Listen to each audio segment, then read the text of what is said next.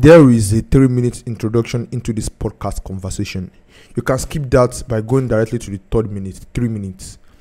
But this introduction is just as important as the conversation, so please listen to it. The following is a conversation with David Hundeyin. He is an investigative journalist. He is the founder of West Africa Week. He is the author of Conflicts for Jihad, and we spoke about his work. We spoke about why he had to leave Nigeria. We spoke about religion. We spoke about tribalism and the unity of Nigeria. One of the highlights of the conversation, I think something we'll be talking more about in the future is what it means to be a citizen. And I think this is the right place to actually mention that. What it means to be a citizen. Is a citizen a resident, someone who lives in the country? Is it someone who was actually born in the country? These definitions raises some problems when you're talking about a multicultural society like ours, a multicultural society, multi-ethnic society, multi-religious society, and these definitions actually raises problems. And I think what we have to do to actually unite the country is we have to define what it means to be a citizen. We have to actually believe in one natural story, something that undercuts the religious and the tribal aspect of this country, and something that can actually take people in. We can't use something as rigid as ethnicity. If you were to go to Japan today, you can't be Japanese no matter what you do. No matter what you do, you could be part of the country, but you can never be the president, you can never hold the political position. If you were to go to Germany, you have to be German. There has to be a racial essence and ethnic essence to what it means to be German.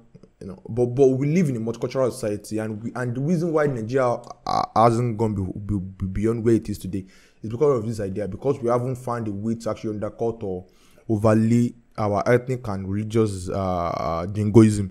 So what I'm trying to do, what I think we need to do is actually to redefine what it means to be a citizen. So what it means to be a citizen, so it is possible for you to actually incorporate an Igbo, Yoruba, Hausa, or whatever tribe you actually belongs to, because you can actually embody what it means to be a citizen, and it has to actually transcend and undercut religion. It has to actually transcend and undercut tribes.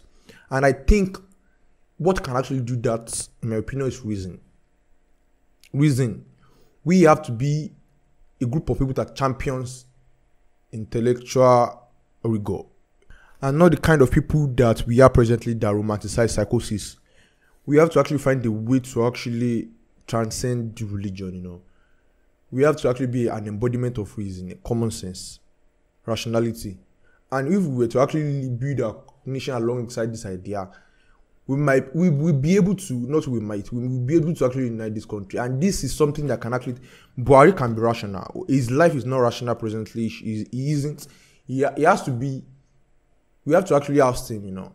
It can't be a full embodiment of what Nigeria means. And that is it. That is what I think we need to do. We have to actually define what it means to be a citizen. Please like and subscribe if you enjoy this conversation.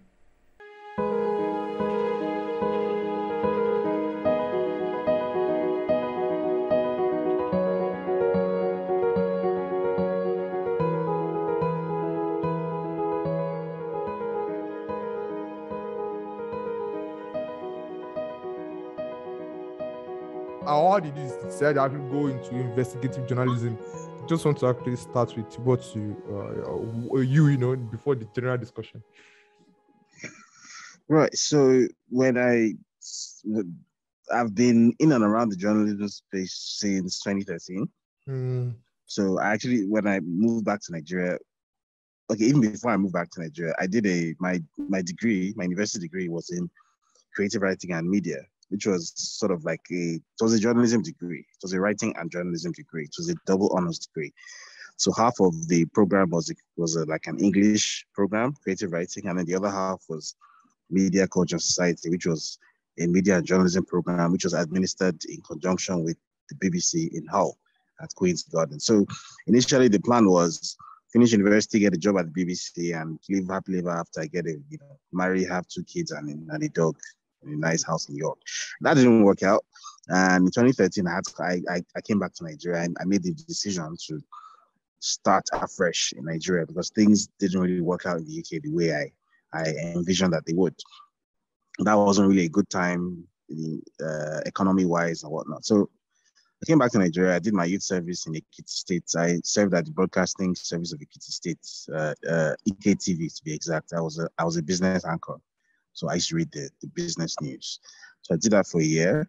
Then when I finished and I came back to Lagos, I actually started my post-NYSC career. Many people have never heard this story. Many people don't know this. I started my career at Vanguard newspaper. Okay. So I got introduced to the then deputy editor, who is now the editor, Ezianaba. So he brought me to his editor then at the time. It was 2014, July 2014. And the editor, obviously, like nobody knew who I was. Nobody knew anything about me. I was just like a total stranger, right? 24-year-old upstart. So editor sort of like gave me a writing assignment that, okay, lots of people walk through these doors claiming that they know how to write or they want to be a journalist or whatnot. Let's just let me give you the most difficult possible task so that it just weed you out right off the bat, because I don't really have time for time wasters. So he gave me what he thought was a difficult task. And I went down to the library at the Vanguard office, which is at Kirikiri Canal. And I did it in like inside 15 minutes, right? Then I submitted it and he read it and then he looked at me, then looked at the paper, then looked at me, and then he was like, "Are you sure you wrote this?" I said, "Yeah." He said, "You did this just now." I said, "Yeah." He said, "Okay, let me give you another assignment." Then he gave me 2 things to go home and write about, things I thought would have been beyond my scope of expertise. So then there was this controversy in the news then about the so-called EPA treaty, which was supposed to be a free trade agreement between Europe and Africa, and it was causing a lot of rancor. So he asked me to do like a 2,000-word analysis of the EPA treaty, and I did it. And there was something else he also asked me to do, a similar topic, and I did. I submitted everything inside 24 hours. So then they called me back, and I thought that was going to be like, okay, so when do you want to start, kind of thing. And Wow. instead, the editor sat me down and said, "Look, I'm going to be honest with you. We've read what you sent, and we've come to a very simple conclusion. We can't keep you. Wow. We know that if we offer you a job here, you're not going to last here. You're not going to stay here. We're not going to keep you. And we don't want to take someone on and then within 6 months, we're looking for a replacement. So what I'll do for you is I'll make an introduction." So he thought he was doing me a favor. So he called his friend who ran a PR agency at the time. Yeah, his name was Aini Adekunle. So the PR agency was called a PHM Group. So that was where I actually ended up, to all intents and purposes, that was where I actually ended up starting my career in earnest, PHM Group. So instead of starting out in journalism and then moving to comms and PR, I actually ended up starting in PR and comms, and then eventually migrating the other way toward journalism, which, almost never happens, right? So I started there in 2014. I was there till 2016, and then I left in 2016. I tried to set up my own content creation agency. That didn't really work out that well. I floundered around for a bit. And then in 2017, the opportunity came. The opportunity, like once in a lifetime opportunity, presented itself to join Channels TV. There was a show called The Other News. It was a political satire show. And it was funded by an NGO, OSIWA, that's the Open Society Institute for West Africa. So it was Nigeria's first ever primetime political satire TV show. And it was put together by an American company called Pilot Media Initiatives. So they were very big on like merit and whatnot. So they did an open recruitment exercise. So they threw it open. So they put out a call for applications. You had to write a comedy script, like a Trevor Noah type of like daily show script, basically. Okay. You had to do that. It was a really like comprehensive, exhaustive process. And what they later told me was that they had more than 3,000 applications, and I was top. I was number 1. So I ended up becoming the first writer that was offered a contract on the show, and then they made me basically hire the rest of the writing team based on my recommendations. So to all intents and purposes, I became the creative force, the creative energy behind The Other News with Okeba casting on Channels TV. So that was just sort of like opened a few doors for me in the mainstream journalism space, because then I got to meet people from the New Yorker magazine where I was featured. It was from my work on the show that got me nominated by the U.S. State Department for the International Visitors Leadership Program in 2019. things like that. So when I left, so I was there for just a year, 2017, 2018. Okay. When I left July 2018, then I went independent again. This time I was working in the journalism space, but I was doing work exclusively for foreign platforms. So I was working for Yahoo Finance. I was working for the Motley Fool, ccn.com, those kinds of places. And I was doing work strictly focused on like American and European spaces because like the money was good and I didn't really see like there weren't really any opportunities for me in Nigeria. So it was just like, and I was making some very good money at the time. So it made sense. Then in February 2019, March 2019, sorry, after the election in Nigeria, I got the idea to pitch a story about the Nigerian election to my editor at CCN. And that story was made for an American audience. It wasn't really intended for a Nigerian audience. I didn't know that kind of writing had an audience in Nigeria. I didn't know that Nigerians read that kind of stuff. Okay. So he gave me the green light and I did the story. And, the internet is a wonderful place because that story just all of a sudden went super viral in Nigeria. At the time, nobody in Nigeria knew who I was. I was better known outside Nigeria than within Nigeria.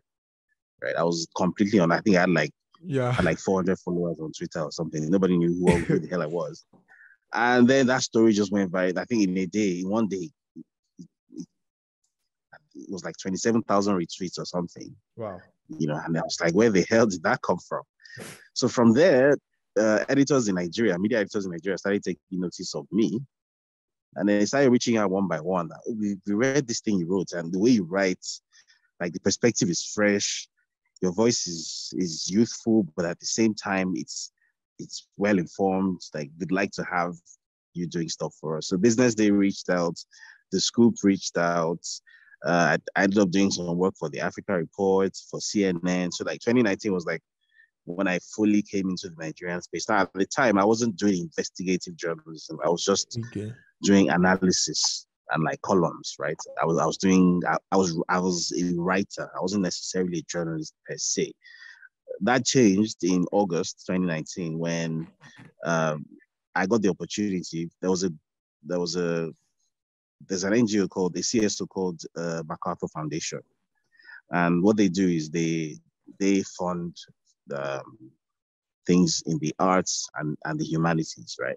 So there was an online TV channel at the time. It was called the Sheet TV. I was the head producer of the Sheet TV. It was on the Rise Network. So if you've heard of a lady called Toyosi Akewile Ogunsiji, she's the founder of Rise Networks. So she was like a mentor of mine. So she brought me on basically to be the head producer. In fact, I wrote the funding proposal for the Sheet TV, which went to MacArthur. So they funded us, and I had the opportunity to do like investigative work all of a sudden, which I hadn't really done before.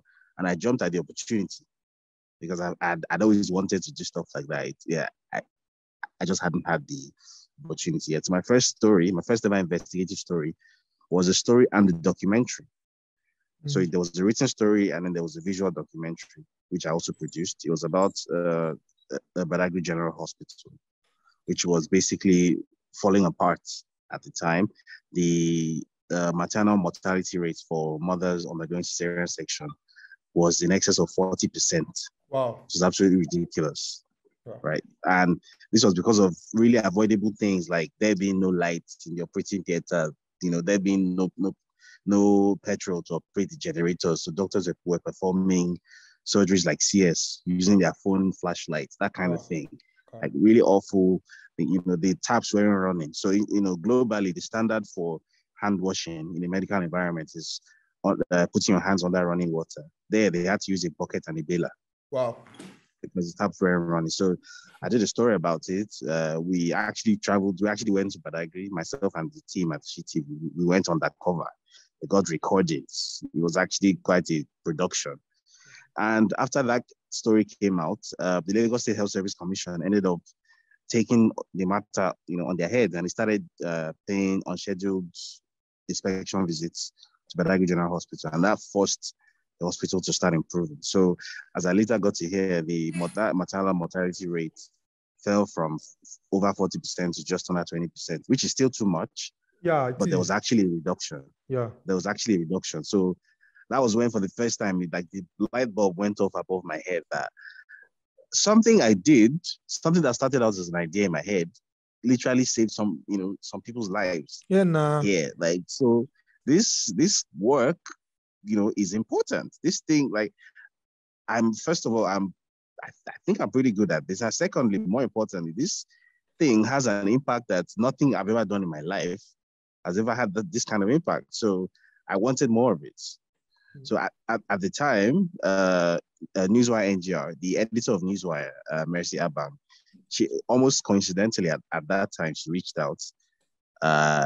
She had a story about the Abuja raids, which was the thing that used to happen in 2019 when young women in Abuja were just getting like arrested, basically abducted off the streets by police and by thugs working for the Abuja Environmental Protection Bureau, under the leadership of Hajia Safia Umar, who was, as we now know, an Islamic extremist. Wow. And essentially, her idea was that any young woman out after dark is basically a prostitute.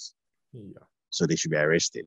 So all sorts of women were getting taken in off the street. Nursing mothers are getting arrested off the streets. While, like they've come back from work, they're waiting for a keke to go home and they'll just get arrested on the street like that. All sorts of crazy things happen. So Mercy brought the story to me that she's been speaking to some of these women who have been going through these things, and she likes my writing style, and she was wondering if I could do something. She didn't even pitch it to me as an investigative story. She just wanted me to be the one to write it. So, but I saw the opportunity to do something more with it. So I asked her for access to the witnesses and to the materials that she had. And I turned it into something more.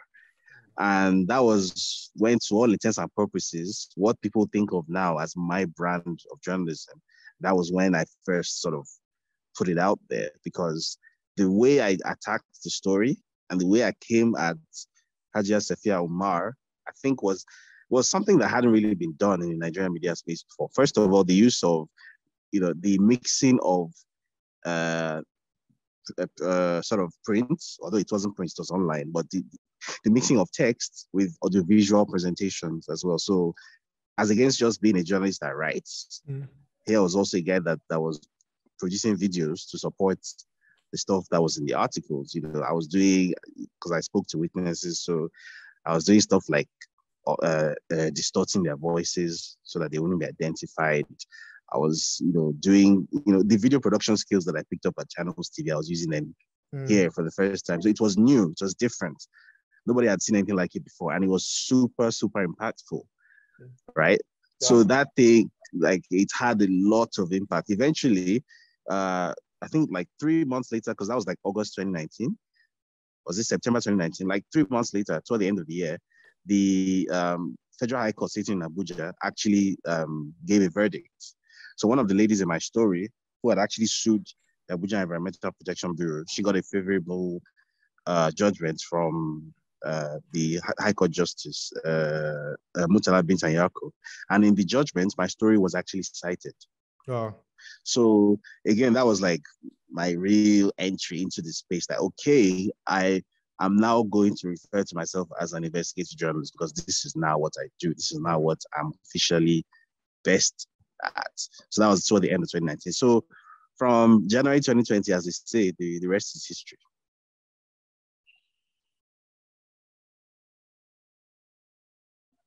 Are you there? Yeah? Yeah, of course. Okay. Yeah, so I hope that answered the question. Yeah. What is I love your noble intention, the noble intention you have behind this, the actually making people's lives better. And I think that is actually even in my case, I have always wondered about what I will actually use my life for, and this investigation I'm also conducting, these are juju thing, I'm also supernatural debunking about, it is the noble intention. So what are the obstacles that you actually face presently? I read some things, and I don't know how true this is, that you are actually an asylum, you're on asylum, you applied for asylum where I don't know which country you are actually. Yeah, but you applied for asylum. Why is that? Did you have any reason to actually leave the country, or what? Yeah, so I've officially fled the country in November 2020 after NSARS. Okay. And that was because, so prior to that, I had already started accumulating enemies at a prodigious rate. Because again, in the Nigerian media space, people generally don't come, they don't attack stories the way I do. Like, I've actually spoken to somebody who told me point blank that, you know, this person is somebody who is like a senior colleague in the industry. And this person says, like, your name comes up a lot in industry conversations. And half of the people, so he said, like, a third of the people genuinely hate you, genuinely hate your guts and everything you stand for. A third of the people are terrified of you. They are scared of you because they think you are a loose cannon and you are a danger to yourself and to everybody. And others. And then the remaining third have some kind of like grudging admiration for you because they wish they could do things. They could do what you do, yeah. So that's kind of how. So I had already been accumulating enemies at a prodigious, rate up until that point. In fact, as far back as January 2020. January 2020 was the first time I was actually forced to flee the country, although that was temporary because I upset some godfather whose name shall not be mentioned here. And I basically had to get on a flight to Dubai and just go and chill there for some time until things cooled down back home. And then I sneaked back into the country. And I was warned that that house you're in, leave that place. Stop driving your car because you never know. Somebody can sabotage your car. They can cut your brake lights, that kind of thing. They can make it look like an accident and liquidate you. So I spent that whole 2020, I was basically just living like a ghost from Airbnb to Airbnb, using Ubers under a fake name, just, doing my thing, but staying out of the direct firing line. Yeah. Right. And then in November 2020, when the whole NSARS thing came into being. Now, the problem was part of the reason NSARS, because NSARS didn't start in 2020, it started as far back as 2015, actually. But when it's sort of migrated offline in 2020, I played I don't know how big a role it was, but I contributed to it because if you recall, in September 2020, which was a month before, a few weeks before the protest began in earnest, I published a review of the Police Act, the Police Reform Bill 2020. And what the review basically said was that this Police Act is not a reform act in any way. This thing has reiterated what the previous act said and has given the police even more unaccountable power than they had before. Wow. And I outlined the ways in which this legislation was going to make SARS even more dangerous than they already were. And that review went, as a lot of my work tends to do, it went like extremely viral. Like it got to places where I didn't even think it was going to get to. And it's kind of, maybe it contributed towards sort of making people sort of neurotic or paranoid or, getting people even more scared than they already were. Because as somebody later told me, that review was like the petrol, and then the match that lit the fire came a few days later, just literally 4 days after I published that review, when a viral video emerged from Delta State. I think it was in Ughelli, where some guy driving a Lexus was apparently tossed out of the car. Wow. And then the police drove off. And the rumors were that he died and the police left his body there, although he didn't actually die. Okay. But so it was like, that was like petrol meets lit match kind of thing. And the next thing you know, offline protest for the first time. And then that offline protests, which started like a joke, people like Renu and, Files and whatnot. I remember the very first protest at Lekki Tollgate, I was actually there. And I remember tweeting about it, like, these people are not serious. Like, which kind of nonsense is this? People are just here catching crews. Like, this is not a real protest. And I went home. I genuinely didn't think this thing was going to be anything. That was like October 8th. Was it October 7th? It was and then the next weekend, all of a sudden, boom, what the hell is going on here? People just refused to go back indoors. It just didn't go away. And then I just realized that, wow, in the middle of a like once in a lifetime protest movement. And then I now further sort of worsened the situation, if you call it that, by sort of announcing myself very, very publicly. So when I got tired of going to Lekki Tollgate, because it felt as if this wasn't really a protest day, it was just like a carnival, like a jamboree, like a concert or something.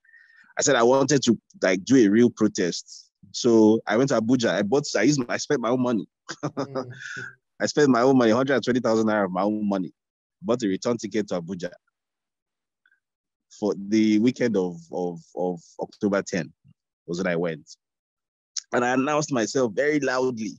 When I just landed, I tweeted a photo of myself on the tarmac that I'm here. And I was like tagging everybody I knew in Abuja that, come and meet me at Maitama roundabouts, blah, blah, blah, blah. Like, I was very, very blasé about it. In hindsight, I guess it was the first time I was ever involved in that kind of thing at a street level. So I didn't know what the fuck I was doing. Because in hindsight now, I don't regret being involved in NSAS, but in hindsight, I wouldn't have announced myself as loudly as I did.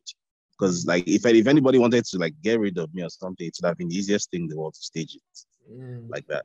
So, but I went and I did it very loudly, and then when the Lekki massacre incident happened, all of a sudden it just struck me that okay, now we've got to that point where the government doesn't care anymore, and they're actually shooting down civilians in the streets. So that excuse that they've been looking for since to deal with you, that excuse exists now. So if you are here much longer, if you are here, because at the time there was if you remember, immediately after the massacre, there was a full curfew for was it a week or 2 weeks? You couldn't go anywhere, you couldn't do anything. So I just told myself, as soon as this curfew ends, you have to get out of this country. You have to leave immediately, because they're going to come after you. And they came after. They did come. They even came earlier than I anticipated, because if you recall at the time, some of the people who had branded themselves as protest leaders, who were trying to flee the country through the airports, got arrested at the airport, and their passports were seized. And that was when, for the first time, we became aware that there was a no-fly list. Wow. Right, and I was informed authoritatively that my name was on that list. So even if I wanted to flee, I definitely couldn't fly. So that was when the urgency of the situation became very clear to me, that if they arrest these emergency activists or whatnot, they might disturb them for a day or two, but they're not really going to do anything. These are girls from rich homes and stuff. One of them, I'm not going to mention her name, but dad was a bank MD or a bank chairman. Now dad actually called Lagos State governor and was shouting at him on the phone. I know I have this some very credible information that called Lagos State governor. Someone that was shouting that if anything happens to my daughter, that Lagos should not contain two of us. So those kinds of people, they were never really going to be in trouble like that. But someone like me, I mean, my dad is dead. My dad is dead.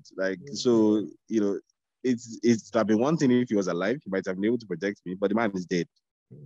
If anything happens to me, it happens. And I had been warned that by an uncle of mine that I think this was in 2019. I went home for the Salah to Badagry. And the man said this with a smile on his face, but there was real intent behind the smile. And he said, I've been reading these things that you've been writing. And look, let me tell you that, do you know that the SSS headquarters in Abuja goes 7 stories underground? That with these your glasses, not touch the glasses on my face. That with these your glasses, you will not see anything inside there. Continue writing this thing. So I knew that now is the opportunity that these people are looking for. And they're going to throw me into that underground DSS cell for real. So I disguised myself as a student, and I left using the so-called Nadeko routes, using the land border. That was how I disappeared. I got into contact with the UNHCR, that's the UN Refugee Agency, and they started handling my case. And then I was classed as an asylum seeker, and it's a very slow and painful process. But I spent months inside a safe house. There was a lot of anyway, that's the story for another day. But I basically lost my entire life in Nigeria as I knew it, up to and including the woman I was seeing before I left. Everything came to an end. So that wasn't the best of times, but we're happy for growth. When I saw that conflict for Jihad article, I knew that there is no way this guy is in Nigeria. When I saw your work, the conflicts for Jihad article, I was like, well, there is no way this guy is in Nigeria. No one can publish anything like this if you're in Nigeria. You have to be outside. You have to be out. So I would love to actually talk about your tweet. What I actually sent to you on Twitter on your the division in the country. Division in the country. Why some groups are more likely to actually betray each other than some. Yoruba are more likely to betray each other. That's what I actually think, Sha. Nigeria itself. The what to actually do about it. What to actually do about it. So I, like you said, something I wanted to actually mention the other time, the NSAS protest. I do not think the a protest can actually fix this country, because it takes time to actually build a system, an institution that will actually take time to destroy. If you can actually you can actually fix something in a twinkle of an eye, like in a thunderclap. It is very easy to actually destroy it in a thunderclap also, So I think it takes time to actually do, but I think the NSAS protest was actually a success because of at the rate people were dying then, people were being killed then, I don't think that we have had that kind of rampant situation recently. Or what do you think? What do you think of the NSAS protest? Do you think it was a success? Do you think a protest will actually fix the country? Yes and no. It was a success in the sense that for the first time, under the Buhari junta, the Buhari regime, whatever I call it, there was some kind of concerted mass pushback, because I felt as if this guy had got away with things that even Babangida didn't get away with, and I didn't understand why. Like, since when did it become like? When you recall the sort of invective that used to be hurled at people like Goodluck Jonathan, and the sheer vehemence of it, so it seemed as if, okay, like, for better or for worse, Nigerians have decided that they are not going to take certain things anymore, and that they have moved beyond certain things, and that blah blah blah. And then this man came in, and all of a sudden it was like we're in 1996 all over again. Everybody's afraid to talk. The media is being silenced. The so-called activists of yesterday, everybody are shut up now because they're all on the side of the government in power. And some of them are hoping for jobs in the government. The others are like, it's really, really, really, really ridiculous. Yeah. So I felt as if NSAS in itself was a good thing, in the sense that it signified that we're not total idiots. Like, you cannot come and, like, after using that sort of, if you remember how the political atmosphere was in Nigeria between 2013 and 2015, how the term Goodluck Jonathan became like a swear word in Nigeria, right? The way this guy's reputation was completely and utterly rubbished, right? I'm not even saying that it was a bad thing or whatever, but I'm just saying, if those were the standards then, why all of a sudden were the standards so low? So low for Buhari, for the guy that came after him. Yeah, no. You understand? So I feel as if NSAS went some way toward addressing that. Like, we're not completely stupid. You understand? Like, we have at least some basic expectations. You cannot just come in. Like, we have some didn't. We have a bar. You understand? Yeah, exactly. Like, this isn't witchcraft that you used for us or something. You understand? So, in that sense, it was a success. However, in the sense of achieving what it set out to achieve, I think within a few days of NSAS starting, I think it actually defeated itself already. And this is not a popular opinion, but I think the minutes where, and this is why I've been vocal to the point of almost being irritating about this thing, that I'm always saying that I don't understand why Nigerians, especially younger Nigerians under the age of 40, do not seem to be capable of keeping any kind of consistent, concerted energy going for a consistent period of time. Yeah. Without losing their vigor, and then, because within a few days we started talking about jollof rice and street party, Fuji music on the streets. And I remember I was literally having an argument in October 2020 that there is no way we should be mounting projector TVs at Lekki Toll Gate to watch Premier League football. There is no way this should be happening. It's a protest. Let's protest. Like our mates who protested at Tahrir Square in Egypt protested there day and night for 3 weeks. They did not watch Chelsea and Man U, and they did not die. So we can do it. I remember people were literally shouting back at me that I should shut up. And the same thing with what you said during some days ago. Like I think it was yesterday when Nigeria was playing Ghana, that that we needed that loss, that we needed to lose, because once we actually win, once Osimhen scores a goal, everyone will actually forget what's actually going on. Exactly. So I feel as if the minute NSAS degenerated into, first of all, different groups of people competing for who is the convener, who is the leader of the protest. Who is the mouthpiece, because there were like three different factions. There was the Sega Link people, then there was the Reno people, the Reno and Faust people, and then there were the so-called Femco people who came out of nowhere, and so it was like, what is this really? I can't forget something, a tweet that I saw during that period. A guy who was out protesting, right? And he said he saw somebody wearing a Femco t-shirt, right? And she was distributing water. She was holding like bottles of water, right? And as a protester, he went up to her to ask for a bottle of water, and this lady told him, "You are not one of us." Wow.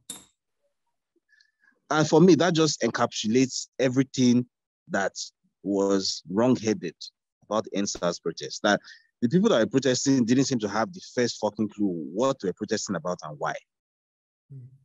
It's exactly. The goal wasn't defined, After some days, the goal wasn't defined. Yeah, it wasn't defined. So it just felt as if, like, this was an event. So it was a social event, and you had to be there.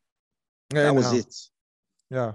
So in that sense, I think NSAS like within a few days of hitting the streets, it ate itself. Right? Maybe in Abuja and Benin, a few places like that, where people were just protesting for no other reason than just protest. Maybe you can say there was some kind of purpose to it. But the thing is, the unfortunate thing about Nigeria is that if something happens in Abuja, it happens in Ilorin, it happens in Maiduguri, it happens in Jalingo, it happens in Jos, it happens in Abeokuta, it happens everywhere, but it doesn't happen. It didn't happen. Lagos is Nigeria. That's just the unfortunate reality. So if the protest wasn't taken seriously in Lagos, it could never, no matter how seriously the other protesters around Nigeria took it. All the media is in Lagos. Yeah. All the, most of the visual materials we associate with NSAS came out of Lagos. Even when we talk about the massacre that ended it was not happened only in Lagos. That they also knew that this is the place to actually sabotage it. Exactly. So that was just the unfortunate thing. So in that sense, NSAS failed woefully, because as you said, the goal was not defined. Yeah. The people who were pushing it were, in my case, they were naive, and some other people's cases, they were just they didn't have a purpose for being out there. Or the ones that had a purpose had the wrong purpose for being out there. Some saw it as their ticket to social relevance. To social relevance. Some, They took it and spun it out into, I cannot forget how, I was in a safe house, right? I was in a safe house, like after fleeing Nigeria. I was in a safe house, right? I might have been reduced to a UNHCR reference number. And somebody sent me a link on WhatsApp, and I opened it, and it's a New York Times article. And there's a picture of this, was it 5 or 6 women, saying the people who, the women behind ends. I was like, what the fuck are you on about? Wow. The women there, what do you mean by that? And then it turned out that it was basically, PR story. They had literally gone and hired expensive PR practitioners, taking, these professional photos, stage photos, and they had gone to start strategically selling their names, hawking themselves around the world for global fame and attention. They got verified on social media. Some, it was just like, as I say, it was a social event. And now that's the issue, you know. You are just actually bringing my attention to some things that I myself actually thought of, but you actually constructively put it just now. You know, like, you know, it was so saddening that, you know, it was so sickening that actually happened, you know, and I see the same thing till today, till this very moment. People virtue signaling, you know, people that don't actually really care. You know, what they actually care about most is their welfare, is their income, how that never been disrupted, and just actually claiming that, you know, they actually feel your pain. You know, they feel your pain. They are in the same shoe as you. But no, they're not in the same shoe as you. You know, you're on your own. And I just hope, you know, that we do not actually wield our voice to those who are who actually say they're actually speaking for us. I don't think anyone should actually speak for anyone. Anyone should never be able to speak for anyone. You speak for yourself. You speak up for yourself, you know. Once they can speak for you, they can actually make decisions for you. That's actually a problem. And I just told people that won't actually make that. I hope we never have to actually.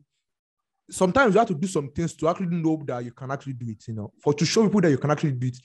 You have to be able to protest, to actually show that we can actually protest, you know, that this is not outlawed, especially during this Purveyor regime, that this is not outlawed, you know. But I just hope that it does not actually result that we do not actually need that anymore. We're actually saying that some people, some celebrities or some influencers should actually speak up for us to be able to speak. I hope that actually never happens anymore. And something I want to actually touch on, you know, that you said, you talked about the lethargy and despondency, how we lose our vigor, how we lose our passion for things as quickly, you know, as our generation, you know, the look at me generation. I call them the look at me generation. It is the generation of social media. Look at me. Am I not cool? I think I can actually relate to this in my life also. You know, I just think the bread and circuses that Juvenal actually mentioned in Rome, you know. Bread and circuses are actually gotten a lot more creative. You know, they've gotten a lot more with TV commercials and the distractions. Just that there are just so much distraction right now.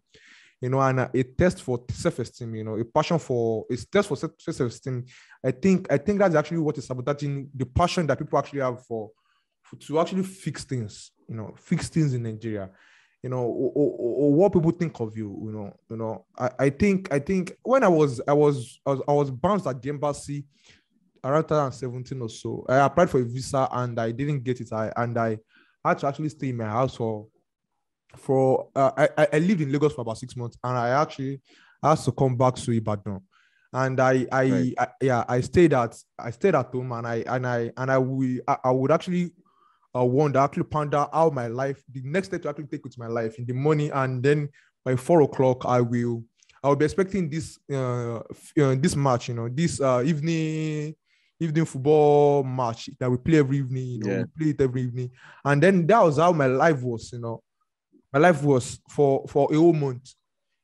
It is a cycle, you know. Evening, I would be pondering, I would be wondering what the next step to take. I would be so stressed out, you know.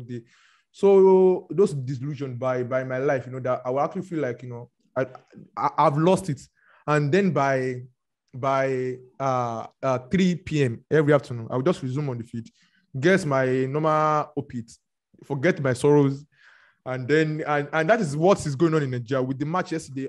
A lot of people have actually, you know, there's a special threat that people are facing right now. They've forgotten, at least to some extent, that we have an urgent matter at hand. The insecurity issue, you know. And I'm very sure by even the match itself shouldn't even have gone ahead. It shouldn't have happened. They should have actually the guys should have actually, they should have postponed it for some reasons. I'm sure FIFA would have understand. They would have understood that this is the reason. This is the reason why the match was postponed, and they will call the world's attention to this problem. You know, they won't be able to leave it be. You know, ignore it like we've been doing. Like I'm very sure they've been reducing the number of casualties. Also, they've been actually editing the numbers of casualties also. And the funniest thing is that those who are actually trying to run for office next year, a lot of them are actually are going to hold the office. I would like to hear your opinion on this. You know, they want to be elected at all costs, and they are ready to actually appeal to what people actually feel is right, not necessarily what people need, They are just saying what people want to hear, but not necessarily what we actually need to hear. What do you think about that? The people that are actually gunning for office next year, next election, what do you think? What do you think of them? A lot of them. I'm not asking you to actually recommend the someone you're actually backing, but what do you think? So I think I've tried to answer this question as delicately as I can in the past, and I think I'll reiterate that answer, which is that, to be honest, I've accepted that whether we like it or not, I'm speaking about the presidency here, right? Whether I like it or not, the next Nigerian president is definitely going to come from PDP or APC. Yeah, definitely. There's 100% chance that is going to happen. So then that means that the choices that are available are limited to the choices that are put forward by PDP and APC, which means that Nigeria's next president is guaranteed to be a terrible person. That's just a fact, right? Whether it's, there's a sliding scale of what is terrible. There are some are more terrible than others, but they're all terrible people, right? So my take on the issue has always been that, look, there's no saint in this particular instance, and it's just about looking for the devil that is most suited to your own individual agenda. So my own individual agenda is somebody who is pro-market, pro-freedom and human rights, anti-centralization, anti-statism, like the way the current, the Buhari establishment is, that they want everything to be as centralized as possible. They want everything to be under the control of as tiny a group of people as possible. They want NNPC to grow and become an even bigger behemoth than it already is. One of the very first things Buhari did when he came to office was he dismantled the petroleum importation framework that already existed and made NNPC the sole importer. And then from there, now started contracting people under NNPC. So NNPC on paper is still the sole importer, but you now have a tiny group of cronies who, that kind of thing. Like, anybody who stands for something that is the opposite of that, anybody who stands for decentralization, who stands for diffusion of power, who stands for restructuring, who stands for anything that is more likely to remove power from the Nigerian state and put it in the hands of ordinary people, to remove money from the Nigerian state and put it in the hands of ordinary people. That's the person that I think people should want in 2023. So, and I think the only way to gauge whether somebody, because it's also possible that some people will come and say that they believe in these things, what they actually don't. Which is one of the things I have against somebody like Abubakar Atiku. I don't really believe that guy is any different, substantially different from people like Buhari. I think, he might have this air of, being refined, being enlightened, being sort of pro-market because he has run a successful business for decades. But I genuinely don't really believe that this guy is fundamentally different from that northern establishment. I think he's going to be more of the same, but with some like little veneer or lipstick on it. So, generally, the candidates are almost guaranteed to be full of shit, right? In terms of what they're all going to come out to say. So I think it's more a case of what they've done in the past. Their record is what should be used to judge them, right? I don't think there's any, in living memory anyway, I don't think there's any Nigerian candidates, whether it's presidency or governorship or House of Reps or Senate, anything significant. I don't think I've listened to any one of them who has not been lying through their teeth, right? Because even the Nigerian electorate needs to be lied to. Nigerian electorate often doesn't necessarily even want to hear what's true. Right? That is the sad thing about it. I saw Yele Shore, his article, his manifesto, and it's promising 100,000 minimum wage, and And I know I haven't spoken to him about this. We are actually pretty close. We talk sometimes on WhatsApp, and I know I do not believe he can actually deliver that. I do not think anyone can actually deliver that. No one can actually deliver that, deliver 100,000 naira minimum wage. And I think this is what people want to hear. People want to hear that their future is bright. They don't want to actually hear the reality of the situation that Nigeria is actually significantly broke, more broke because of the corruption, but still broke.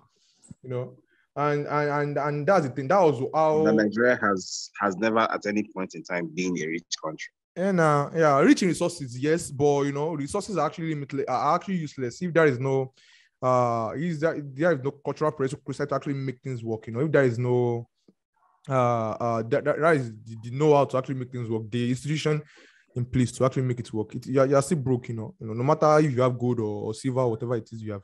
So what do you think about the ethnic aspect, like the ethnicity aspect of the next election? I personally, actually, I don't know who I'll be voting for. I don't know even I will be voting at all. I hope anyone listening to this, please vote. You should actually decide your future. But I am still uncertain about who to actually vote for. I do not know. I do not think a lot of things that needs to be addressed. They are actually consciously actually omitting it. So they will actually be elected. So they will be able to. I think everyone is actually doing this. Everyone is actually doing this. And like if you want to unite the country, I don't know. No matter how much decentralized power, even if you gave I'm very sure that if you were to give Igbo people their border today, the ability to actually control their border, I'm very sure they will import weapons and actually divide the country, and actually divide the country. They will just let go. Let's say I told Wole Soyinka about this, and I told him that if you were to give Igbo people, let's just say their region, the power to control their border, to control the influx of whatever state police or if you were to give them today, I'm very sure at least it will register in their mind, it will cross their mind that this might be the time to actually break away. So my goal is actually to actually unify the country. What I wish we could actually do, and I think this is actually possible.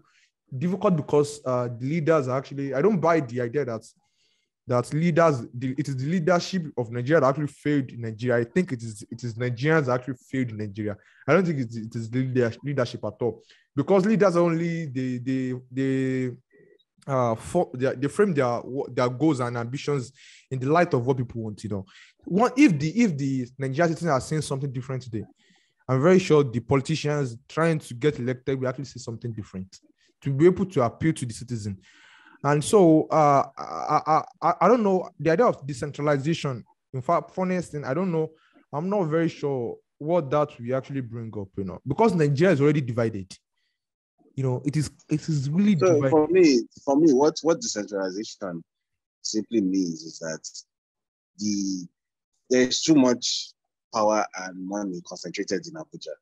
And where there's too much concentration of power and money, you are ensuring that power and money is going to be, first of all, instead of being equitably diffused, it's going to be controlled by a very tiny group of people, and that it's going to be misused.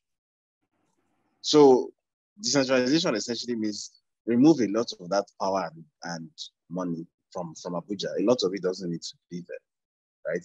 Abuja itself is I've had this argument to somebody, and I'll still stand by what I said. Abuja itself is probably the biggest white elephant in Nigeria's history. And Nigeria has a rich tradition of white elephants. But Abuja is probably the biggest white elephant of them all. Because if you think about it, Abuja has no productive center. It has no productive industry. Abuja is literally just government. They're consumers, not producers. Yeah, that is the only activity that goes on in Abuja. It's government. So I feel as if a country that has a huge production deficit like Nigeria does, country that has a huge problem with poverty and the poverty in Nigeria is caused by simple lack of production. Like the economy is simply too small. There's just not enough income generation activity going on. And then you have a whole city, huge capital city, like Vanity City, built in the middle of nowhere. And all it does is that it just takes and takes and takes and takes and takes. And that's all it does. It just takes, it just eats, it consumes, it creates no value for the Nigerian economy. I just feel as if what is the point? Like nobody's saying you should go and demolish Abuja or anything, but I'm just saying, like, what is the evidence that Abuja, like, if the opportunity cost of maintaining Abuja as it is, as an expensive consumer, is keeping Ibadan where it is, which is relatively underdeveloped, how is that a good trade-off? Because Ibadan is actually productive. Right? Yeah. And I would die on this hill that Ibadan could very easily be Nigeria's number 2 city. Very, very easy. It has all of the basic economic indicators that indicate that it's ripe for a breakout. They're all there.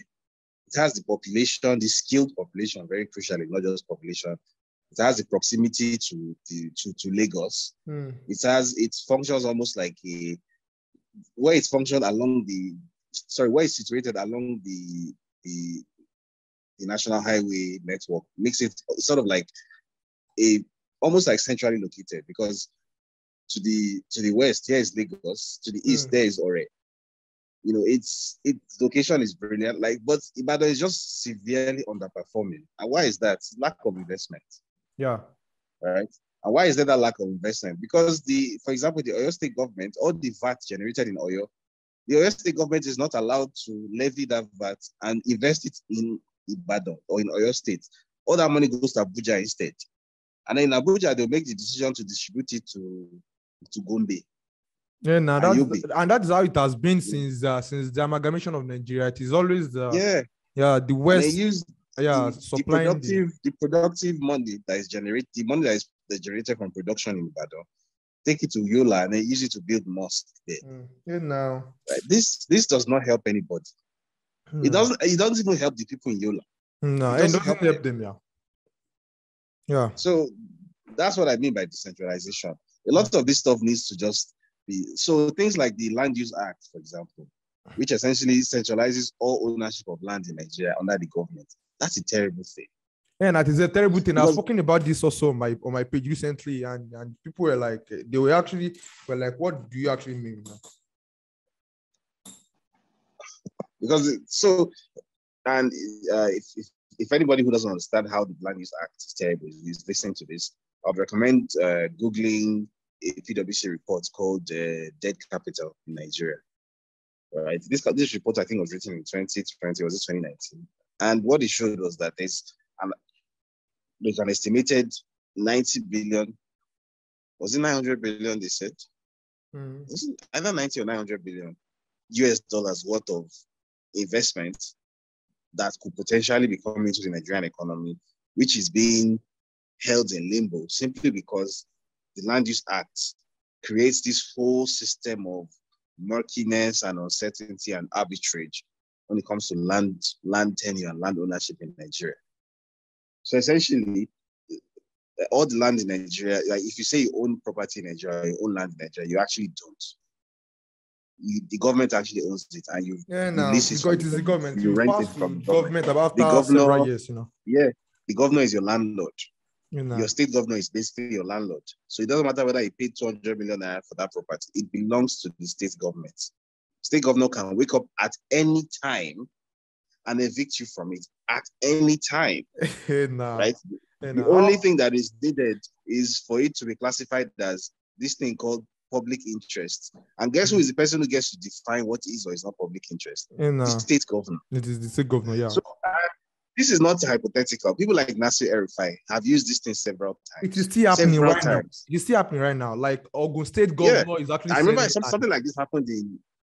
I think something like this actually happened in Oyo State a few years back when Yinka Ifele's radio station was partially demolished. I remember. Yeah. And the reason given was basically because I said so. Because the state government I said so. They do not have a clear definition of private property. Exactly. So these are the things that need to be addressed. And these are the problems that were created by centralization. Because again, the people who centralized Nigeria were soldiers who were basically fighting a war or about to fight a war. So their only interest was how to kidnap as many of the resources to get as possible under their control so that they could use it to fund the war effort. That was the purpose of all that mega centralization. But in a productive economy that is trying to grow, a non-war economy, that centralization makes no sense. Which is why some people came out saying that the civil war never ended, and they have a point. And you can see this in the anthem also. Like I pledge to Nigeria, my country, to be faithful and honest, to serve Nigeria with all my strength. To serve Nigeria with all my strength, to exist to serve the country. And you can certainly see this in various forms, like and I think that is the idea behind it. It has to be anything that is pro-freedom actually has to be based on the individual. You must be able to actually recognize individual property, individual rights. It has to be pro-individual, pro-individual, and the only way to actually have harmony is to have individualism. Unless if there is actually a group-oriented idea that you exist to be sacrificed to the state, you exist to be sacrificed to the god, the religion, no matter, maybe it is Leninism or the group or anything like that. The individual will always suffer, and that is the issue we're having right now with private property thing. They do not know what a private property is, and I was so pissed off when I was at the federal secretariat and I saw the poster, the billboard that the Ogun State governor is actually selling land. Where did he find it? I don't understand. The government doesn't have any kind of money of its own. It actually gets it through through a monopoly on some kind of properties that actually belongs to someone. If you were to find oil on someone's land today, the government will confiscate it. That would be the normal protocol. They will confiscate it, and this actually belongs. This actually belongs to the state. I don't know, and of course there are some things that is a blurry line there. Like if they were to find oil on my land tomorrow, and on a land I actually purchased, with my own money, the government could actually confiscate it and say it belongs to the state, and then just and I think that is actually a problem. A lot of people actually lose their property like that. A lot of their properties. By my friend's mom had this mega shop. He's even in my house right now. They had this shop at around the states, and the government just took it, just like that. Just like that, just took it, just like that. So does the country actually register in your mind? Does what does it actually mean to be a Nigerian? When I actually looked into the history of the country about a couple of years back, I actually was disenchanted, by how the country was formed. Does it actually register in your mind? Do you feel Nigerian? Does Nigeria actually mean anything to you? I have to be very careful about how I answer this question, because for the past 2 years or so, I've been getting dragged by both sides of the equation. On the one hand, there are people who are convinced that I'm some kind of collaborator with Nnamdi Kanu, and then on the other hand, there are some people who are convinced that I'm Mr. One Nigeria or something. That why can't I see that Nigeria is not working? Why can't I see Nigeria is not going to work? Someone as intelligent as you, why would you support the continued existence of Nigeria? And the truth is that what I will say is that regardless of whether Nigeria is supposed to exist or not, right? First of all, if you're looking at it from a purely historical point of view, then yes, of course, Nigeria is a false entity. Nigeria is not actually supposed to exist in its current form. The only reason Nigeria was put together in its current form was basically because the Northern Protectorate couldn't fund itself. And then they decided to subsidize it using the Southern Protectorate, right? We were two completely different civilizations that had nothing to do with each other, like oil and water. And they decided to merge us together for the express purpose of colonial convenience. That was pretty much it. There was no, even the colonialists themselves did not think of us as the same people. In a historical sense, Nigeria is clearly a falsity. However, that is not to say that right now, basically, is that you should go out and pick up a gun, right? I go and break up Nigeria, because that in itself might be counterproductive, right? I think that whether one is on the side of breaking up Nigeria or not, I think there's a way of being. So let me just say this, right? I don't have any problem with American ideology. I don't have any problem with him ideology, right? According to what his ideology actually is, which is that self-determination is a thing, is an inalienable human right. That is actually true. It's in the UN Charter of Human Rights, right? There's no Bible where it's written down that Nigeria must always exist. And if you object to the existence of Nigeria, if they've committed a crime, no, right? So yeah, I don't have any ideological disagreements with him. Where I have a disagreement with him and with some of his adherents is that I feel as if Nigeria has already fought a civil war, right? We've already gone down that road before, and we've already seen where it took us. Like that civil war, even though some people like to think that they won, the truth is that nobody won that civil war. Everybody lost. Some lost more than others, yes, we know, but the truth is everybody lost, right? Nigeria as a collective is not better off now than it was in 1967. Right? The Civil War created new problems that didn't even exist in 1967. That's the truth. So I feel as if simply that reflexive default to violence, that this situation is unacceptable, and the way to fix it is to go out and shoot somebody or to go out and break something. I just feel as if it's a very African way of solving problems, and I don't mean that in a good way. You understand? I just feel like if you've read enough of the post-colonial history of Africa, you'll be so bored with the same things repeating themselves over and over again, and the self-determination of Biafra, or whatever you call it, is just more of the same, right? Some people convinced that everything that they're looking for in life lies on the other end of a door that is marked independence or Biafra or whatever. And all they can see is that tunnel vision, that everything I'm looking for in life is on the other side of this thing. Now, okay, what is the plan for getting from this side of the door to the other side of the door? There isn't really a plan. It's just go out and they feel like once we get there, we figure it out. No, it's not even. I don't even mean what is the plan after you've got it. I mean, what is the plan right now to even get it? To even get it, yeah. And what's the plan? Because it just feels as if it's almost like some kind of religion. Because sometimes I get people saying, why would someone as intelligent as you profess one Nigeria? And first of all, I don't profess one Nigeria. One Nigeria is clearly not working for anybody, right? No. Nigeria is a very useless entity. We know this, right? So, but the fact of using the word profess, that strikes me as these people have a quasi-religious perspective on how this thing works.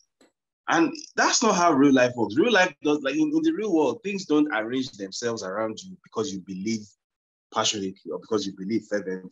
That's not how it works. So, and I think since 2017, I've been asking this question and I've never gotten a solid answer. Right? What is the plan? What exactly is the plan? Because if your plan is let all of us go out and make noise, possibly take up arms, and let's all, make our voices heard in as inconvenient and as violent a way as we can manage, and then, possibly all end up dead. That's not a plan. I'm sorry. It is not a plan. That is not a plan. Yeah. Right? It's not like some people take that to mean that, oh, you're a coward, you're siding with the Nigerian,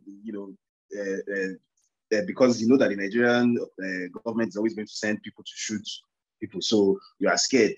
And the truth is that if you know that your adversary, your enemy, has more guns than you, or your enemy is armed and you're not even armed, and your enemy is going to use those guns on you, then going out to offer yourself up to your enemy's guns, how is as a that sacrifice? Yeah.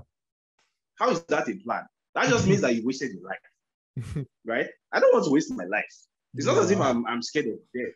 But the only thing that like, I'm not scared of death, but what I'm scared of is a useless death. Yeah, useless death. That is the thing, no, a meaningless death, you know.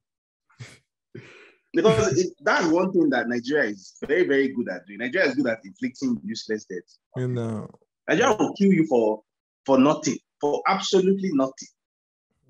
Like, for nothing, you did not do anything. You took every precaution you were supposed to take, and you just end up dead somehow for no good reason.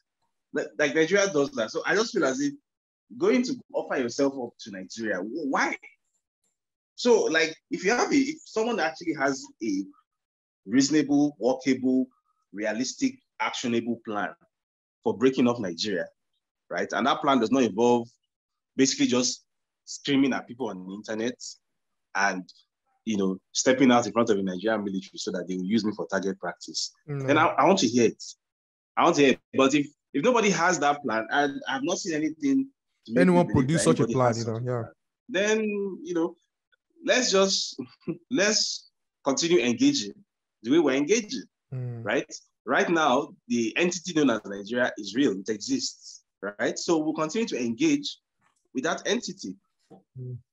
We'll continue to speak out, criticize the institutions of government in an entity called Nigeria. Because whether or not you believe in Nigeria, it still exists. It's what is there.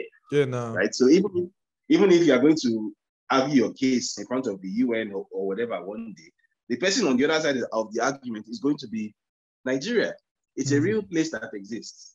So again, it goes back to that thing of people who are having this sort of quasi-religious outlook on things. Anytime I find myself making a comment about a Nigerian issue on Twitter, for example, there's always somebody with an Nnamdi Kanu AVI who will come and say, but, Chibidi is what we're always telling you, that, but you people will not hear, that all this is happening because of one Nigeria. And I'm like, okay, I get it. Yes, it's true. All of this is happening because of one Nigeria. So if right now, I now say, and I'm going to make a grand announcement that to whom it may concern, dear Twitter, dear, I don't know, 120,000 people who are reading this, I, David Hundeyin, hereby wish to announce that I now believe in the Kimiko Biafra or Ojibwa Republic order. I no longer believe Nigeria should be one. Okay, if I do that, how has that changed anything? You actually need enough people to actually believe the same thing. That's just it. Exactly. That's what it is. So you need more people. It's not about just coming out and making grand gestures and making statements and being bombastic. What's the strategy? What's the plan? I've not seen one.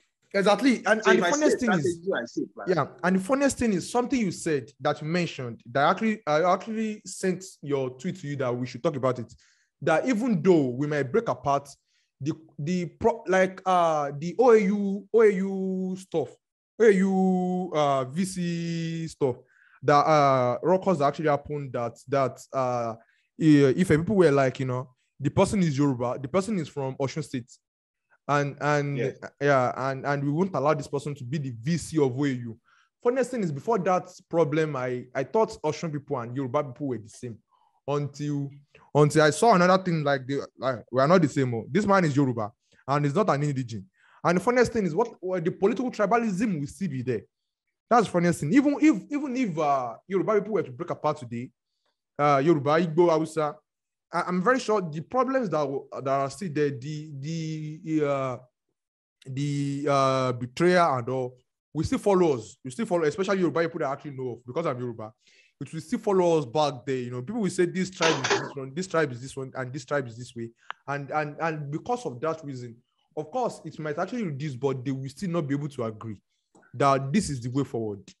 Even though we've left the Nigerian tribal aspect of it, So the question, because of time, I don't know how long we spent on this, but I want to talk about colonization, the religion, and before we actually round this up, what elements of colonization do you think still stays with us today? It's still with us today, preventing the progress and the innovation of the country. I want to talk about religion on a different aspect, on a different front. But what I don't know. And what do you think we can actually do about it? I don't know the English to actually use here. I don't know. But what element of it actually followed us, that is still with us right here, with us, because we were colonized. And what do you think we can do about it?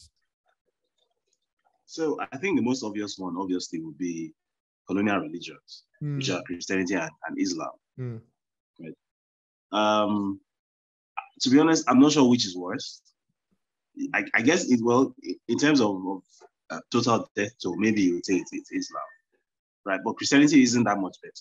Yeah, of course. In terms of the damage it has done to the post-colonial psyche of Africans and of Nigerians. Now, why I say that is a very large part of the reason why the impression exists in popular Nigerian culture that 2 + 2 doesn't necessarily have to be 4. Actions don't necessarily have to lead to consequences. That things don't necessarily have to result in their natural, like the natural reaction to an action doesn't necessarily need to be that thing. The reason this thing continues to fire the Nigerian imagination, this fierce belief that it's possible to get something out of nothing. So whether it's rituals or so-called miracle money, or whether it's like you are in government now, and instead of doing the road to your house, you rather steal the money. And after you left government, you start complaining that the road to your house is not tarred. That divorce of action from consequence. The reason that thing exists is because of religion, colonial religion specifically. Because what colonial religion did was that it convinced us that there is a magic bridge between where you are and where you want to be. And that bridge is something called prayer, right? And you don't actually have to do the work or to do something that will result in the outcome you are looking for. All you need to do is want it and believe. And I think this is one of the most debilitating sort of social phenomena that exists in modern Africa. This fierce belief in the divorce of action from consequence. As one of my friends likes to put it, this belief that you can plant yam and reap pineapple. And then when you plant the yam and you actually reap yam, you now be genuinely confused. Why did you reap yam? That it's not pineapple that was supposed to come out. And the reason this exists is because of these colonial religions. They are the ones that created these ideas in us, right? And I'm not saying this necessarily as an apologist of like African traditional religions, because as you might know, I'm atheist. So even African traditional religions, I don't necessarily have that much time for them either. And I think those ones too have their own huge set of unresolved issues, right? But yeah. The thing with African traditional religions, more often than not, is that because they evolved, those religions evolved to guide Africans as Africans existed. They didn't evolve on another continent somewhere. So more often than not, those religions were in line with the realities of life as an African.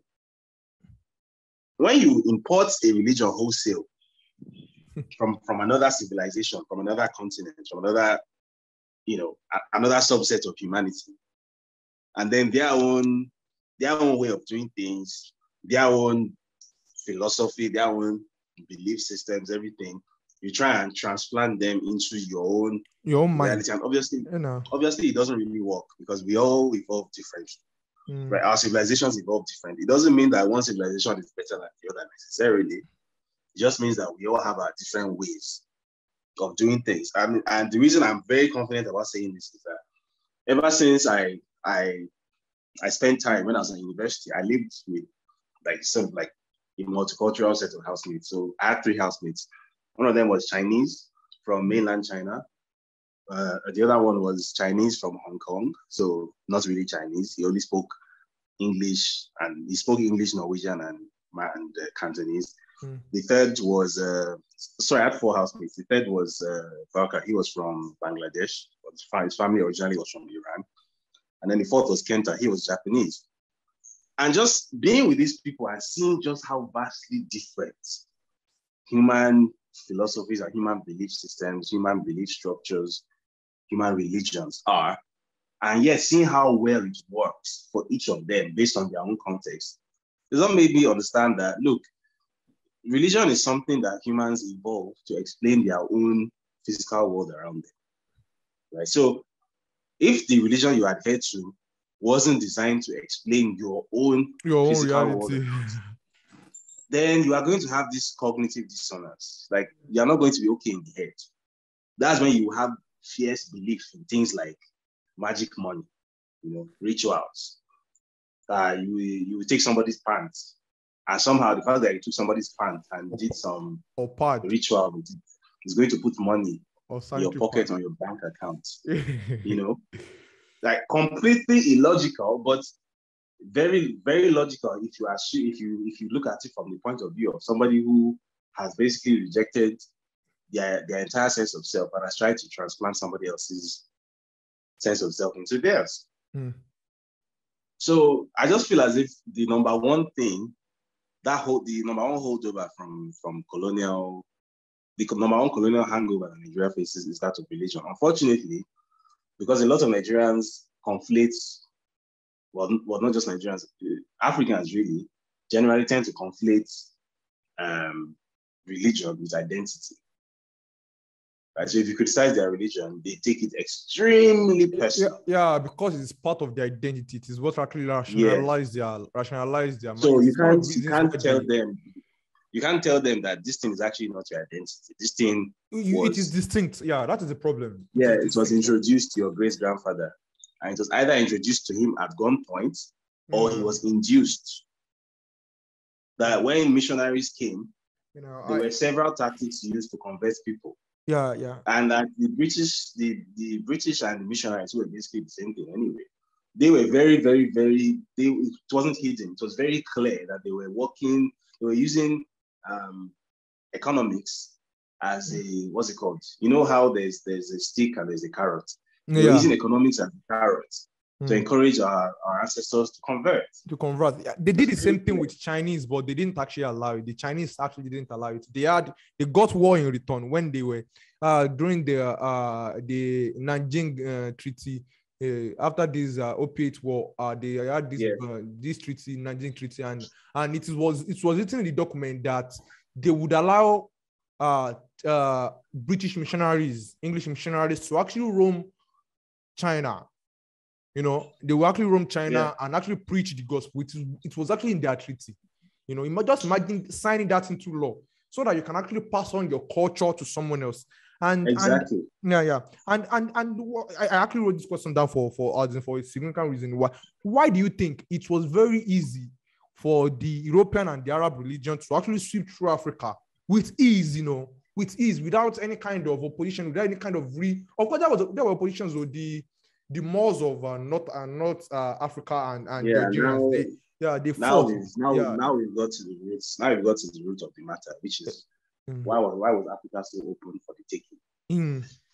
And the answer upsets a lot of people. A lot of people have spent hundreds of years trying to deny it, even though it's very self-evident and it's very obvious. The answer is very simply that African culture was defective. It had a problem. Exactly. Thank you. Thanks for that. That has been my explanation. It had the fertile ground for it. Was a breeding ground for this thing to actually flourish, for someone to actually take over. I remember when I read that the tribes or the ethnic groups in what's now Nigeria's Middle Belt, the way they welcomed the British so happily and so wholehearted to a large extent, not because they liked the British, but because the fact of the British coming in meant that being massacred at the hands of Fulani expansionists came to an end. Yeah.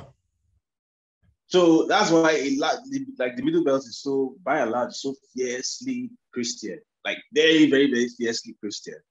It's not necessarily because their ancestors were so taken by the story of Jesus of Nazareth or whatnot. This was about their survival, right? If the British did not come, and then they didn't convert, and the British didn't give them protection, they would have been wiped out of existence. Yeah.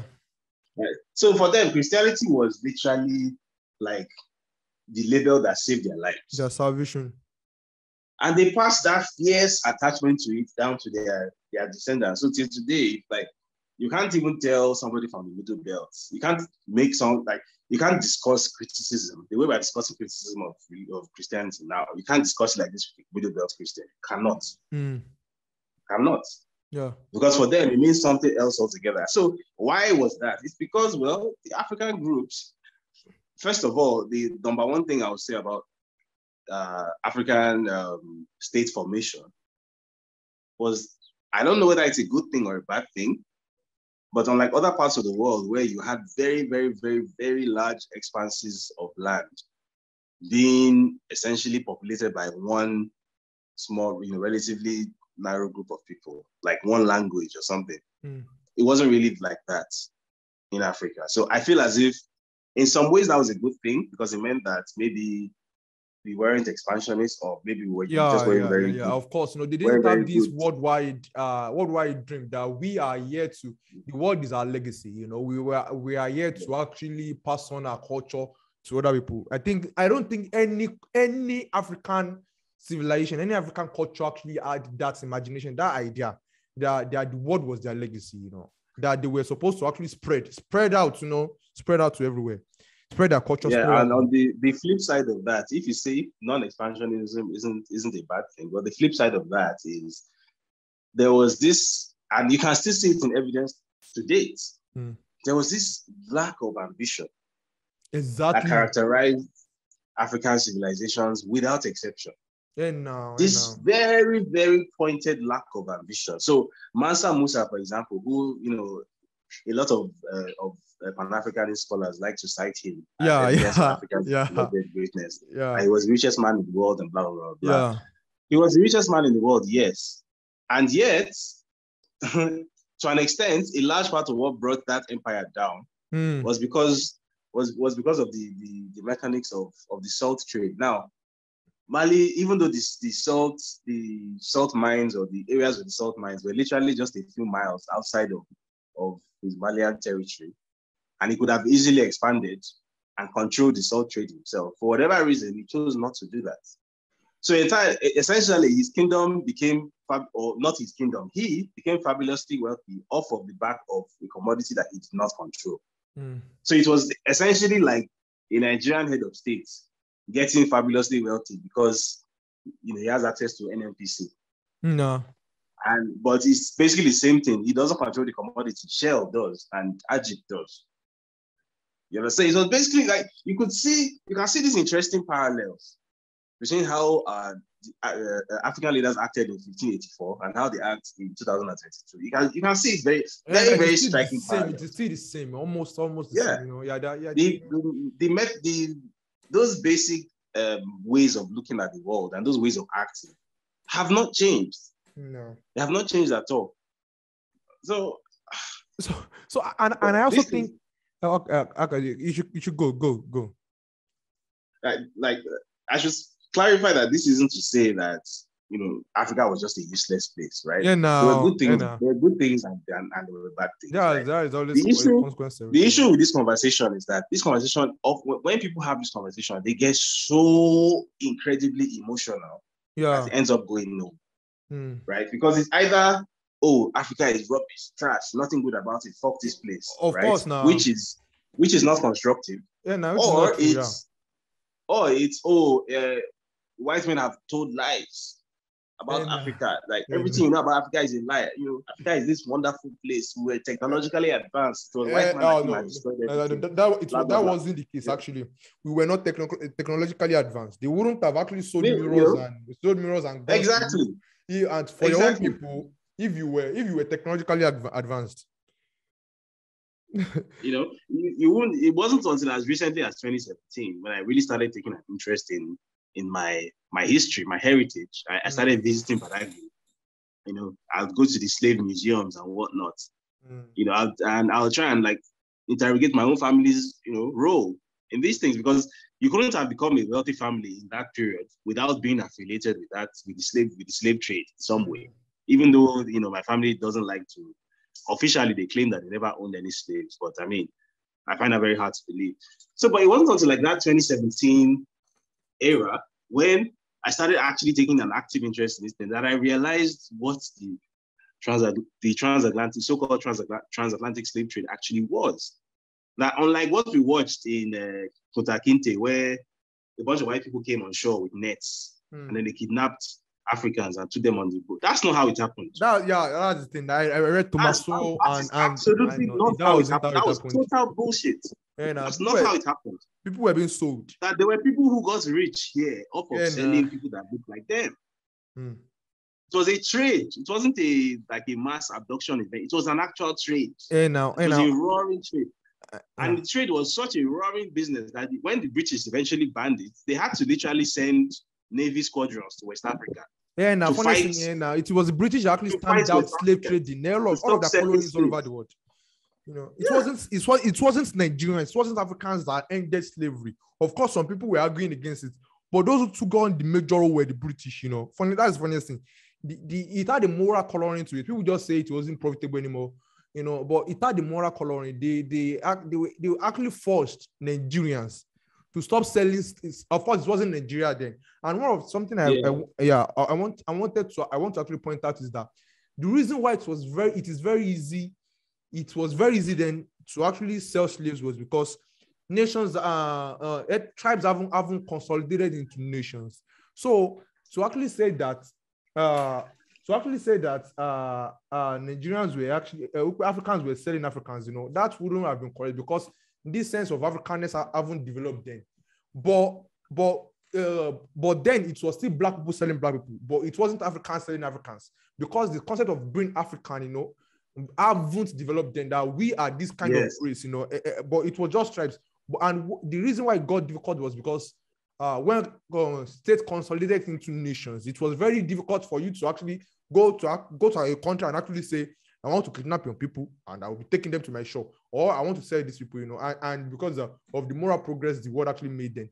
And what you said about your family, if they had any kind of impact in slavery, there is nothing to be guilty about that. That's the funniest thing, and that is not even to worry about. Of course, this thing was wrong. It is wrong now, but it wasn't wrong then. It is just like religion. No one sees anything wrong with it.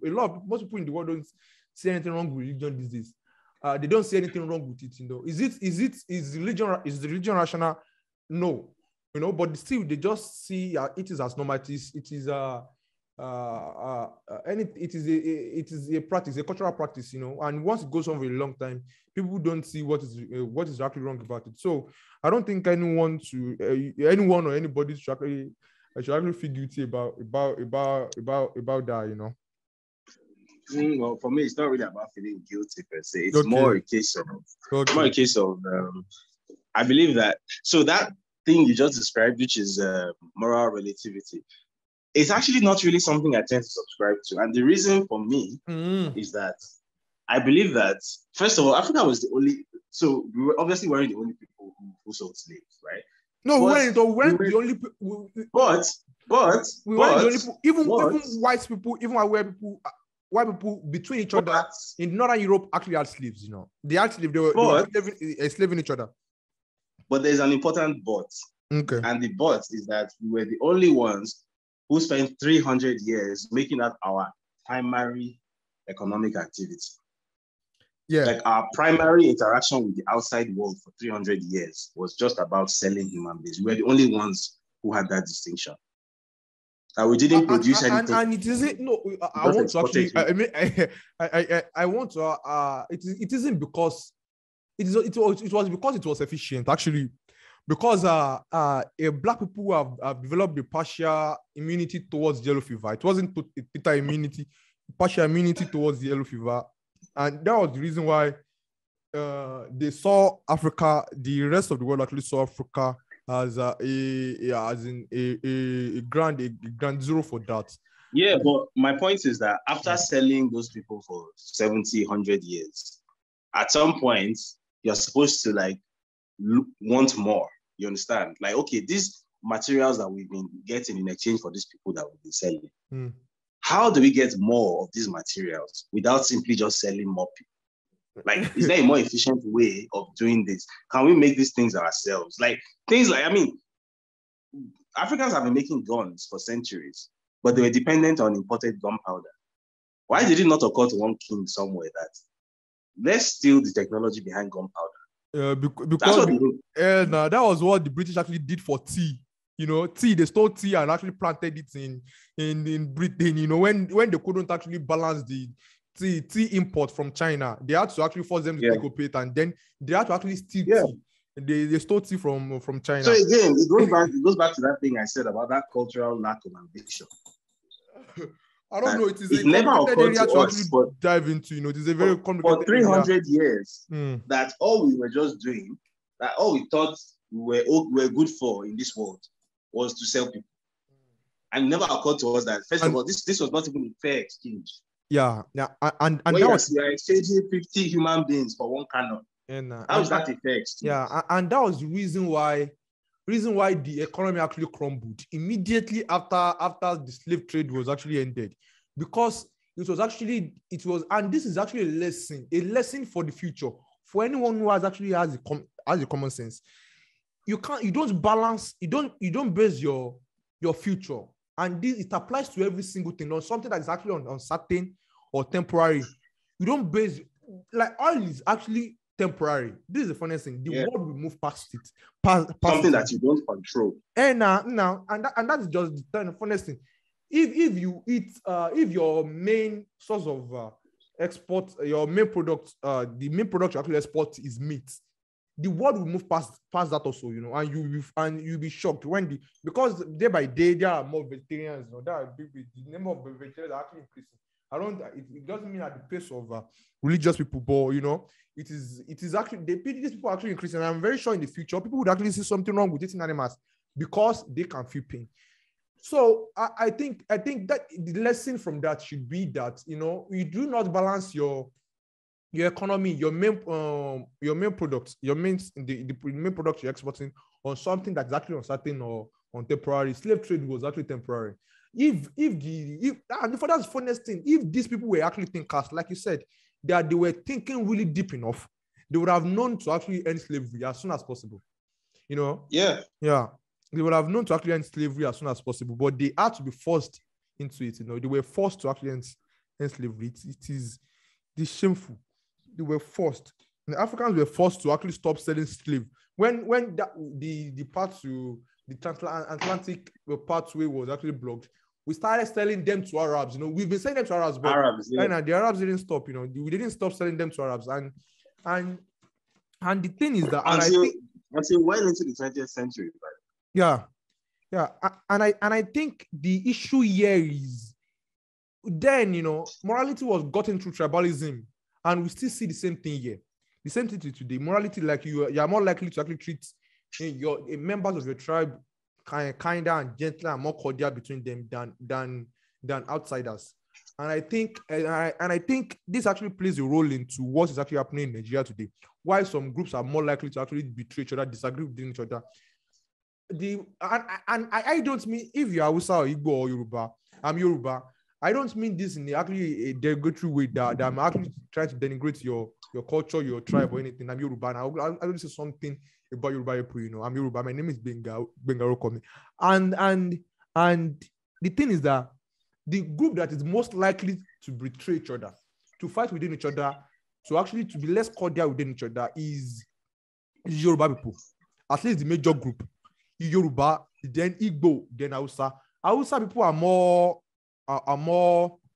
they're more collective, and more collective, and this there are disadvantages to this and there are advantages to this.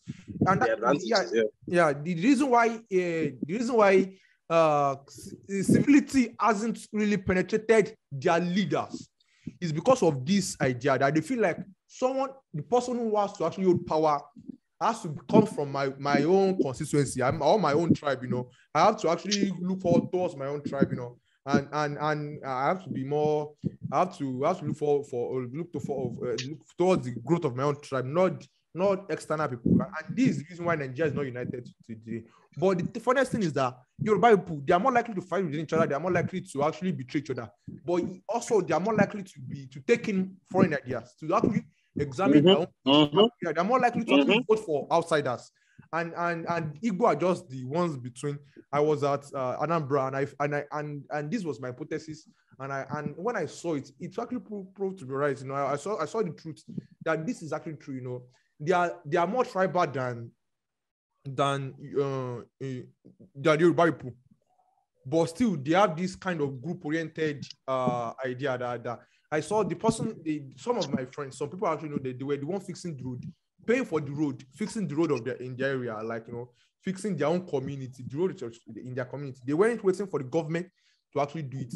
That doesn't exist in my. I've never heard about that in all states. Someone fixing the road of his community. I've never heard about it. Like I just felt like I should do this for my community. I should actually do this, you know. And there are advantages to that, you know. They are more progressive. And the reason why the North is so backward is because, like, you know, they are signing Nigeria up to some kind of Arab group, this Pantami or this. It was signing this, sharing our information with some kind of this Arab group, you know, this group that only Arab countries actually belongs to. And there are advantages to it, and there are advantages to it. And I think, and it was then, it was still then. And I think the way forward is actually as in flatten this ill, you know. Every or how did the Bible actually say it, you know? Every ill have to be brought low, every crook path made straight. The way we define citizenship, what it means to be a citizen of this country, has to be different. It has to be defined in a way that someone like Buhari is not a Nigerian citizen or an ideal Nigerian citizen. You know, we have to actually find an idea to actually encompass, to actually undercut and actually to overlay and undercut the tribal aspect of this country, the tribalism that has embodied this country. We have to actually find a definition, a way to actually identify ourselves, to be able to, that we actually accept Yoruba people, Igbo people, and Hausa people. And this is not, I've been looking towards this. I've been hearing a lot of people say we need the go to actually champion. Aishat Yusufu actually said the same thing, that we need the go to actually champion, and they do not actually understand. No, they really don't know the way out, because no matter what the idea they actually bring up, it is like a snake that won't die. Religion will just come roaring back up, and the ethnicity will always come roaring back up, like, you know, like a problem, you know, and they won't be able to actually find this, you know. This is not the ideal thing. And personally, I think it should be reason, you know. We should actually define ourselves as a group of people, you know, and this is to the listeners, and we should actually define ourselves as a group of people that are willing, that are ready to actually use their common sense, their reason, and their faculties in actually living life. I think if we can actually do that, define ourselves as a group of reasonable, rational animals that are ready to actually use their own faculties, you know, their reason, it will actually undercut religion, it will actually undercut every single thing. That's the only thing I can actually, and I would actually love to ask you too, what do you think, what can we do to actually unite the country? You know, what can we do? My own idea is that we should actually champion reason, common sense, you know, rationality. If we can actually do that, it will actually oust religion, it will actually oust ethnic tribalism and political tribalism, you know. So what do you think, you know, we should actually run this up here. What do you think we should do to actually unite the country?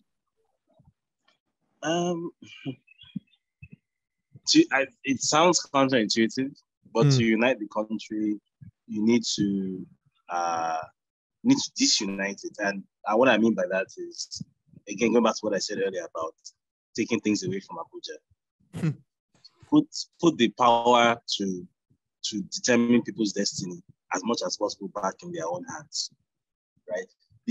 Something as simple as VAT, for example. FIRS has no business levying VAT. The constitution is very clear on this. VAT is supposed to be levied by state governments, such that when Nigerian states are, you know, they have real money to play with, and then you can genuinely hold them accountable. It's not as if, we did not get our allocation from Abuja this month because I'm having one political dispute with the president or any nonsense like that, right? When you can hold your own governor genuinely accountable because your governor has all the tools to make your life better in his hands, and what is or is not happening in Abuja becomes less relevant to you. Then I think at that point, people have less reason to fight bitterly over Abuja and what's happening in Abuja. Everybody can focus on their own their own locales, their own states, their own local government areas. Focus on those things. Humans are actually very, very, well, not very simple, but humans are relatively simple when it comes to issues like this, right? At the end of the day, whether we're TV or you are Yoruba, wherever we come from, fundamentally, we generally tend to want the same things. At least in the Nigerian context, what does a Nigerian want? The Nigerian, the number one thing Nigerian is looking for is light. Nigerian wants light. The Nigerian wants good roads, wants schools for his kids, wants affordable and high quality healthcare. Wants economic opportunities, jobs, wants leisure, and that's it. Right now, currently, the power to determine who gets and does not get those things is vested almost exclusively in Abuja, and that's the problem. So, if you want to have light in your state or your locale, you have to go and play politics in Abuja. So you basically have 150 million plus people playing politics in Abuja. And when that happens, you are going to have these issues. You're going to have people fighting bitterly with each other. You're going to have people, they're going to be seeing all these ethnic fractures, people categorizing themselves along sort of ethnic and micro-ethnic lines, even to the point of there being sub-ethnicities within the same ethnicity, and those ones will be, repeating the same patterns, because everybody has to fight over this one thing. Everybody has to fight over who gets to screw the prom queen, right?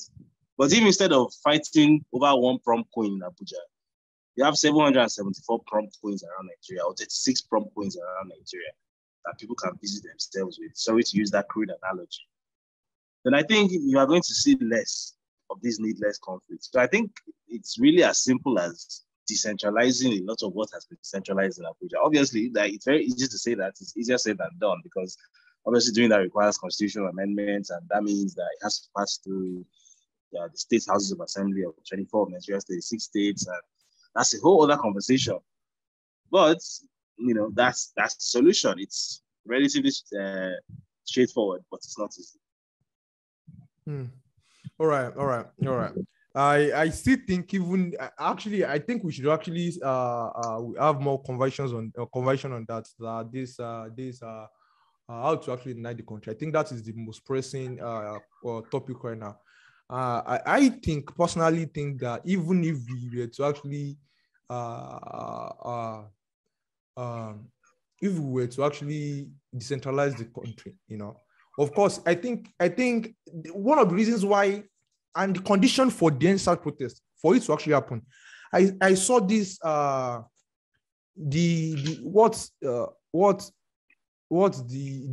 COVID-19 house arrest or whatever they call it, what it actually did to the psychology of people. People were broke then. People were really angry and really pissed off, and the self-esteem that was actually taken away from people, because you are typically, of course, a lot of things, how do you define yourself is by what you do, a lot of what you actually do, So I think what actually happened then, for the vigor and the anger and the frustration that actually the way it actually disappeared then, or actually was because of like people were appeased by the ease, what actually got better was the economic situation, because during the COVID-19 stay-at-home stuff, I don't know, I've forgotten what they call lockdown. And a lockdown, what actually happened then was that people were really hungry, people were really pissed off, people were frustrated with their life, and that combined with the essential problem of death, the fear of death, that you could actually get shot by a SARS officer anytime, that actually was one of the major conditions that actually aided the hunger, and that actually caused this uprising that actually caused the NSAS protest. And what actually got better after that was that people were, even though Nigeria wasn't more united, Nigeria wasn't. We weren't in a better place, you know. People were appeased by when the economy got better. You know, people were appeased by that, you know. And I think that is what decentralizing the power we actually do. We might not necessarily be united, but we might just it might just be an appeal to the tension. I do not see a way where I do not see how decentralizing the country. Of course, it will just appeal, it will just release the tension, and still will be disunited. You know, of course, we'll be able to, we can tolerate each other, but we might not necessarily be united. And I hope that we can actually discuss this further. You know, this topic of unity. You know, I'll be also also in my podcast very soon. This to the listeners, and I you know, he made me last night that we can actually do it upper week or so. And he gave me his number, and I also appreciate. And we'll be hosting that thing, this topic, you know, and the juju and the supernatural investigation. We've spoken about that privately before. We'll be doing that together. So David, thank you so much for coming on my podcast. Thank you so much.